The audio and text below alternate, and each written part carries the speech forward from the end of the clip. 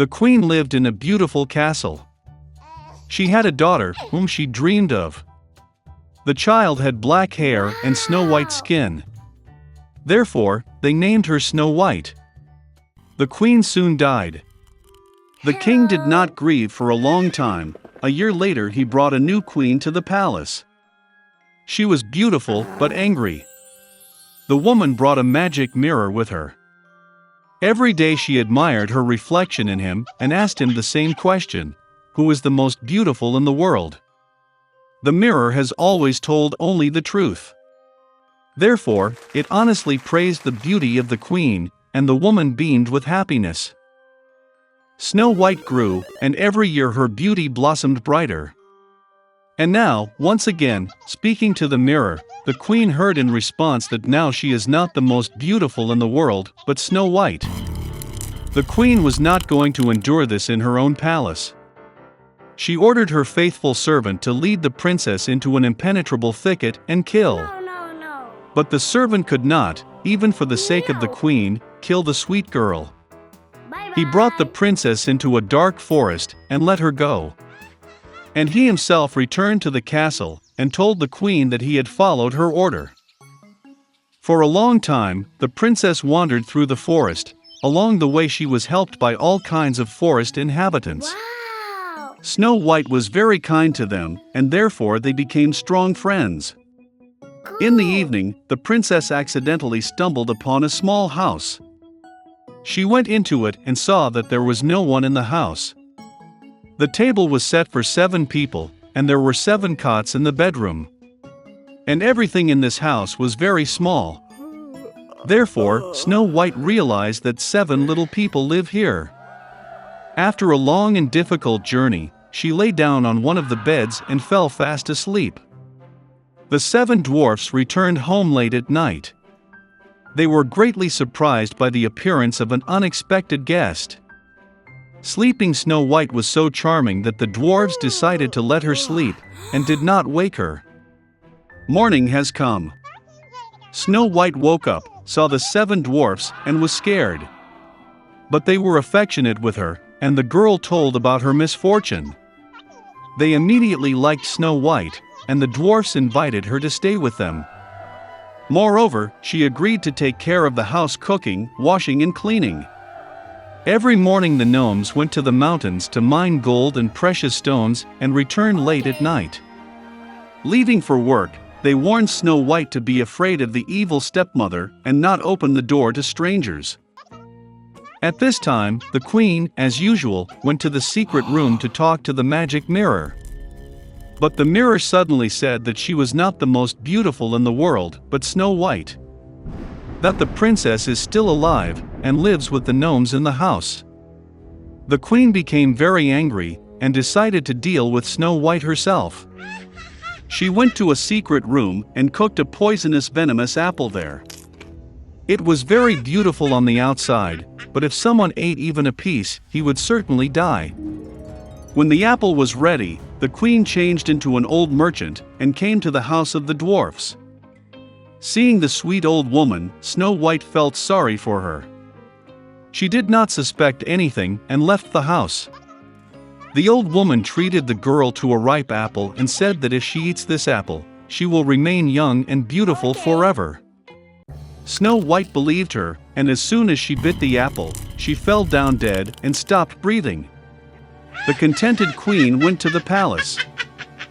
In the evening, the dwarves returned from work and saw Snow White lying on the ground. She was not breathing. They sobbed so loudly and lamented that their cry was heard by the handsome prince, who was hunting in the forest nearby. It became interesting to him what kind of howl arose that scared away all the animals. And when the prince found the house of the dwarfs, he saw Snow White. She was so beautiful that the young prince immediately fell in love with her. He persuaded the dwarves to take her with him to the castle, because there he has doctors who can cure Snow White. The dwarfs allowed it. Then the prince ordered his servants to carry the princess on their shoulders. And when they were carrying her, it happened that the servants stumbled over some bush, and from the concussion a piece of a poisonous apple fell out of Snow White's mouth, and she woke up. Seeing the young prince, the girl also fell in love with him and agreed to marry him. They also invited their wicked stepmother to the wedding. Out of anger that Snow White is still alive, and that now a long and happy life awaits her, the queen broke the magic mirror and never looked at it again. In one small town there lived a toy maker, Geppetto. Hello! He made a living selling homemade wooden toys. He liked his work. The only thing the old master regretted was that he had no children. One day, while walking in the woods, Geppetto saw an excellent log for new toys. He took the log with him and brought it to the workshop. Immediately, without delay, the old man began to cut a toy out of him. But suddenly he heard a thin voice from the log. Geppetto thought what he imagined.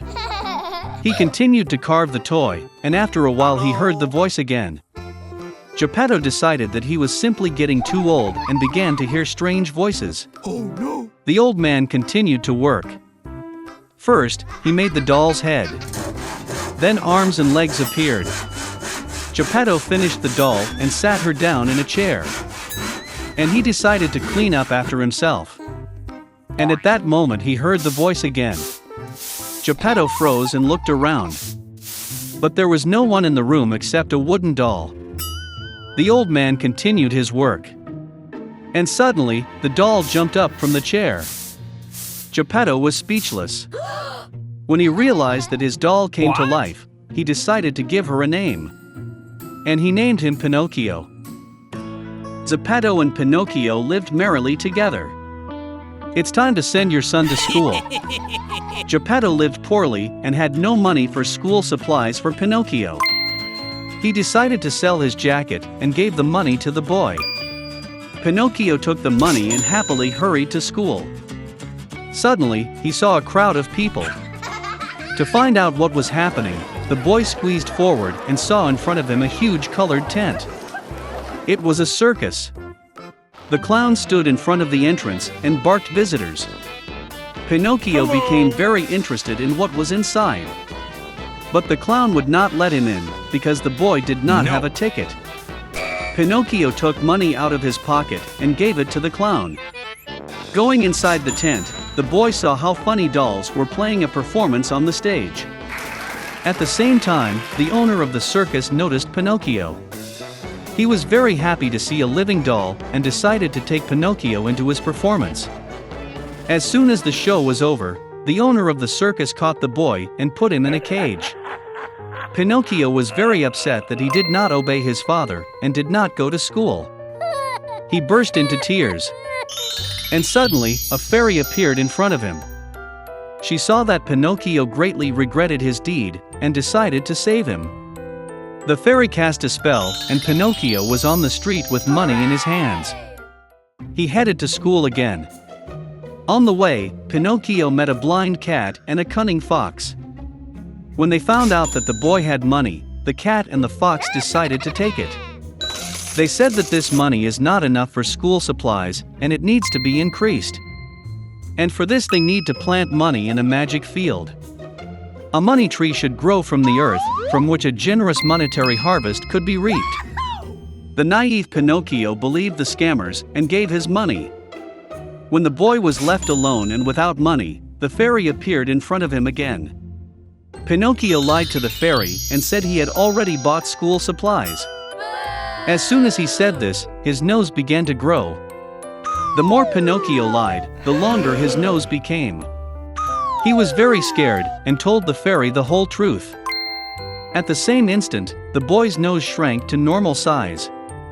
The fairy warned that every time Pinocchio cheated, his nose would enlarge. After these words, the boy again found himself on his way to school with money in his hands. Suddenly, the owner of the circus blocked the road to Pinocchio. He was terribly angry that the boy was able to escape and wanted to put him back in the cage. But Pinocchio was not easy to catch. Without hesitation, he jumped into the water. Pinocchio was made of wood, so he didn't drown. And the current carried the boy forward. When he was already swimming to the shore, a giant fish swallowed him. At the same time, desperate to look for his son on land, old man Geppetto decided to start searching on the water. He borrowed a small boat from a fisherman friend and swam to look. Suddenly a violent storm began. The boat could not cope with the waves and crashed. The old man could not swim and therefore began to drown. And then, a huge fish that swallowed Pinocchio swallowed Geppetto. When he got inside, he immediately saw his son. Seeing his father, Pinocchio was very happy. He was very sorry that he had not obeyed and promised from that moment to always do as his father told him. Seeing that Pinocchio was truly sorry, the fairy decided to save them. She freed the boy and the old man from the belly of the fish and carried them to the shore. Pinocchio became a very intelligent and obedient boy. He went to school every day, and after studying he helped his father in the workshop.